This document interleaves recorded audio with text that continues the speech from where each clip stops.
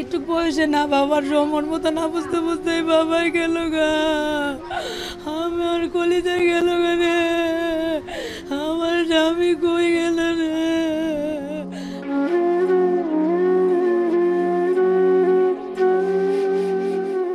এ কান্না প্রিয়জন হারানোর, স্বামীকে হারিয়ে দুই অবুঝ সন্তানকে নিয়ে মায়ের এই আহাজারি, আর্থিক টানাপোড়েন আর হতাশা নিয়েই পৃথিবীর মায়া ছেড়ে চলে গেছে প্রিয়জন। তারপরও কখনো পরিবার বা সন্তানদের অভাবের যন্ত্রণা বুঝতে দেয়নি। কাঁদতে কাঁদতে কথাগুলো বলছিলেন আবুল কালামের স্ত্রী। আমার কি চাকরি দিলে সব সমাধান হয়ে যাবো? আমার হাজবেন্ড কি ফিরে আসবো?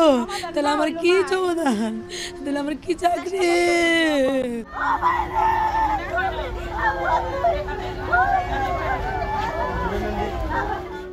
শুধু স্ত্রী সন্তান নয়, ভাই বোনদেরও যে কোনো সমস্যায় পাশে দাঁড়াতেন আবুল কালাম।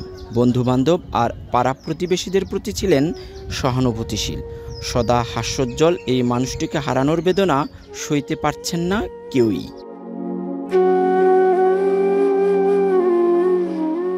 আমরা তো নির্ময় রোজগার করি, বুঝছেন, তো একটু ভালো পজিশনে ছিল, আমাদেরকে সবাইকে দেখতো। আমার দুটা বোন বিধবা, মানে ভগ্নিদের মধ্যে মারা গেছে, ওদের ফ্যামিলিও ওই দেখাশোনা করতো বেশিরভাগ। এই আবু কালাম এই ফার্ম গেটে গিয়ে আমাকে ভর্তি করে দিয়ে আসছিল।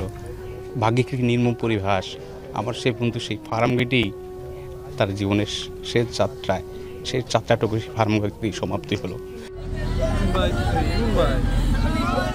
আবুল কালামের মৃত্যুতে শোক জানাতে পরিবারের কাছে এসেছিলেন সরকারের বিভিন্ন পর্যায়ের কর্মকর্তা ও মেট্রো রেল কর্তৃপক্ষ।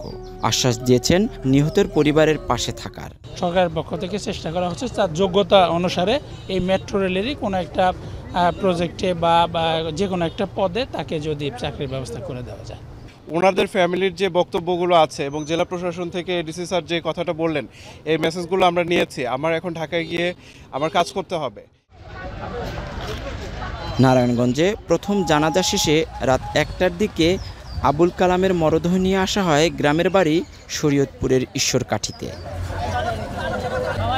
কাজী মনিরুজ্জামান, এখন Shariatpur. Colour expert, George sap এবং মাইল্ড অন হ্যান্ডস টেকনোলজি সমৃদ্ধ অরিক্স ক্রিস্টাল ওয়াশ আপনার লন্ড্রি এক্সপার্ট।